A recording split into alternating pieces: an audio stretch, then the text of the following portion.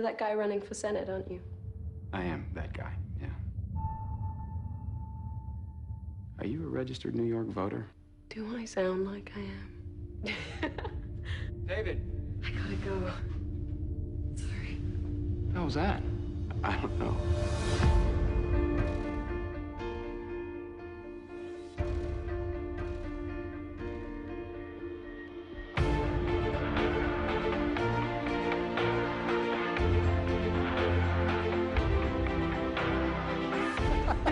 Let's race. You challenged me in those shoes?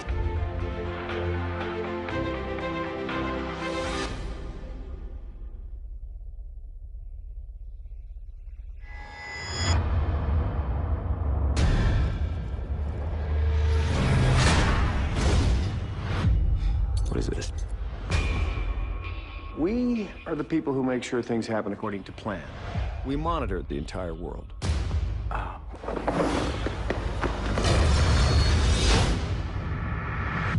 Can't outrun your fate, David. You've just seen behind a curtain that you weren't even supposed to know existed.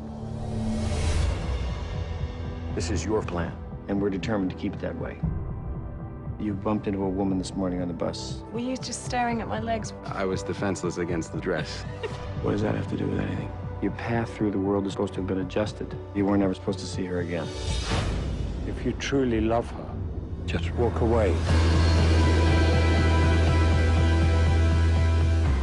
If you stay with her, it not only kills your dreams, it kills hers. I don't care what you put in my way. I'm not giving up. They're making a run for it.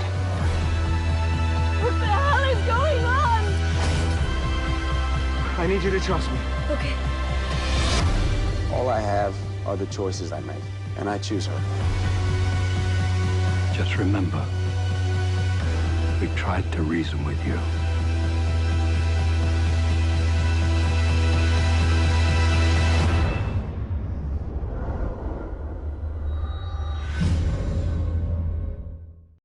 I like that trailer because it speaks to kind of what we're going to talk about today, which is, yes, God has a plan for your life, but somebody else does too.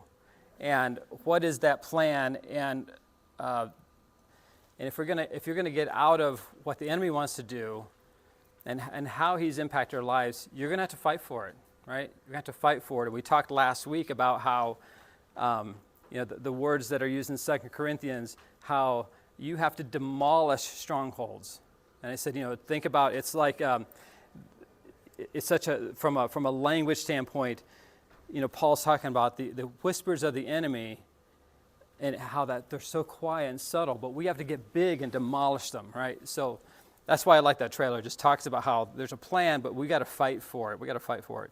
So I'm just going to reorient us, not because we haven't covered this before, but because there's been a week since we've met, and life happens, and so it's just good to reorient where we are. That's a word that Mr. Gary Barkalow has used a lot, which I really love. We have to reorient. So we're just going to quickly kind of go, all right, where are we in this journey together? So I'm going to cover a little bit of where we were last week to help connect us to what we're going to talk about today. So, we've talked about unearthing those three Father voices that speak to each one of us every day. That they seek to define our identity, our value, our destiny, and where we're at today as far as, we're talking about that voice too, deconstructing those lies. How do we find ourselves into what I've just termed a fatherless cycle? And so we're going to, again, dig into that today. And then the next two sessions, we'll start talking about really, now that we've kind of more understood the voice, that foundational voice of our dads, and we understand how the enemy takes those and whispers to us, we turn to my favorite part, which is how do we really hear and connect with the voice of a true father, which is the goal, right? And that's the exciting part. We got to get through this to get to that, though. So just to recap thus far, we talked about there's a second voice that speaks to you and me, and we had a C.S. Lewis quote, error and sin have this property that the deeper they are, the less we suspect their existence. So speaking to the fact that the enemy whispers, and there's things he whispers to us that sometimes, because they're so deep, we just don't recognize them. We just don't see them. We don't suspect that they're there. And that's because, we think Satan will show up looking evil but really he shows up looking like Santa, right? We never do evil. We never choose evil, especially as believers. We don't choose evil because we think it's going to hurt us. We do it because we think it's going to help us. And so, he plays that, Satan plays that role of being a translator. And just like 2 Corinthians we covered last week, warns us, and again, this is writing to Christians, saying, hey, Satan appears as an angel of light. He appears like he's here to help. If you really understand that phrase even, an angel of light, think about all the times when angels appeared or were involved in human history. Good angels, angels of light, right? They appeared, and what was their goal? I'm here to help you. Don't be afraid. I'm here to help you. So he's saying, hey, that's how Satan appears to us, right? Don't be afraid. I'm here to help you. And then, in 2 Corinthians 2:11, he's using the example of letting the sun go down in your anger. So using a very emotionally charged situation, anger being one of the most emotionally charged situations, and dealing with it, because if we don't, we're more primed to have Satan outwit us, right? And we don't want to be unaware of his schemes. And what's his schemes? Those schemes are to take those emotionally charged situations and whisper to us in those, right? To make them worse. And so voice 2, it's a translator. Again, taking those situations and giving them his reasons why. So we talked about the damage cycle, how he really steps in when we go through those situations that have, again, those emotionally charged situations. And he whispers that lie. That lie targets those core questions. We make an agreement with that lie. We say, that's true. I believe that. And then out of that, we start to perform or hide for that value or that identity in our own unique way, right? Whether it's being socially on the positive side, good student, good employee, good churchgoer, good whatever, or if it's on the socially negative side, being a good gang member, being a good criminal, being a good rebel, whatever, right? And oftentimes, different faces for different groups. So at church, I'm going to appear to be the good Christian, right? I'm going to say things so people think, yeah, I've read my Bible. It's like when you go to the dentist, right? Everybody do this, right? You go to the dentist to get your teeth cleaned and say, did you floss? And you go, yeah, I floss every day. What you leave out is every day in the last 3 days I flossed, right? 362 days I haven't, right? But we say what we think the group, if we're not getting our value and our identity and our calling from God, from a true source, we're going to look for it externally, right? In whatever way suits our particular makeup, our particular personality. And so I was, for myself, especially when I was a teen, right? I was a good church kid when I went to church. I was a good student when I went to school. But I was trying to be Mr. Lover with all the girls I tried to date, right? And I was trying to be Mr. Rebel with the kids that were the rebels. Whatever group I was in, I had a face, a mask I would put on, because again, I was trying to get value and identity, and why was I here on earth from those different groups? And that's because if you rewind the clock, if you rewind the process, well, it's because I made an agreement with a lie that I wasn't worth much. And it's because I had a message through my own experiences, through my own life, that targeted those core questions. And so, the goal of the second voice is really to get us to that point where we've made that agreement, we're hiding, performing in some way, some fashion for our value. And then that establishes what we're going to talk about today, that fatherless cycle, this cycle that we go through. We'll dig into that more today. So my question, as we turn that corner, my question is, why does Satan do that? Why does he do that? And we touched on it a little bit last week with this William Gurnall quote that said, "It is the image of God reflected in you that so enrages hell. It is this at which the demons hurl their mightiest weapons." And that's, I think, based on what we see in Revelation 12:17, which is talking about the dragon being our enemy. The dragon was enraged at the woman. So it's talking about, this is kind of a heaven view or a outside of time view at the birth of Christ and how Satan tried to kill Christ.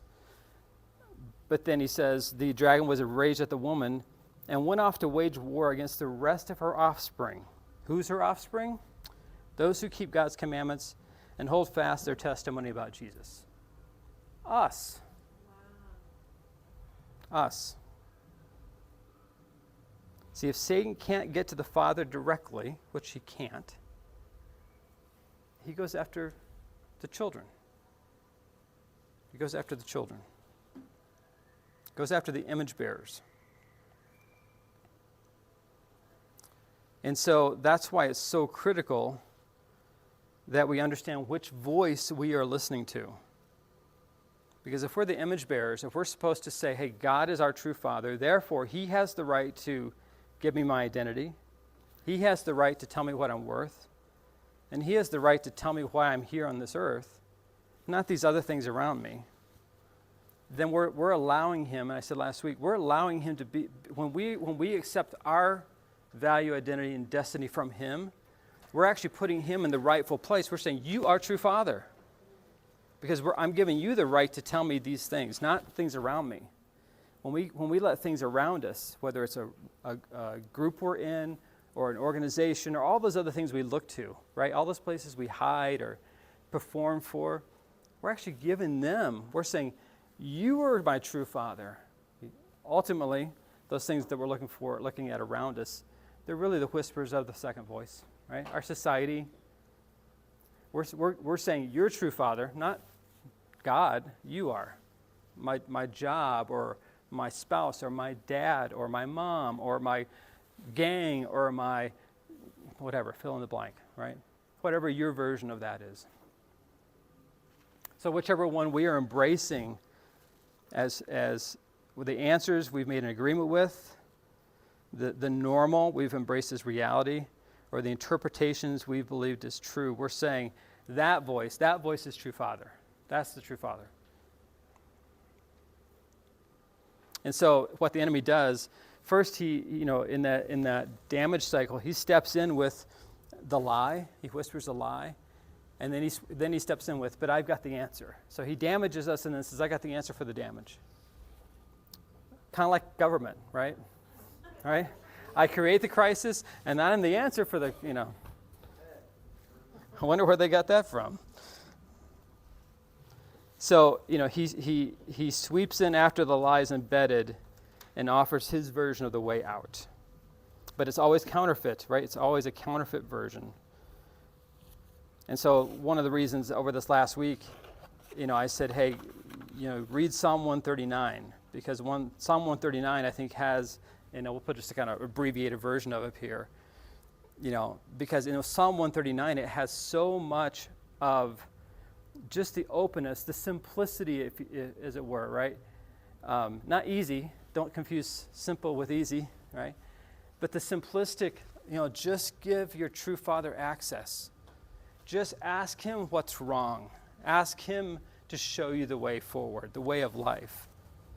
And I love Psalm 139 because he basically is even saying, God, search me, test me, put me in situations.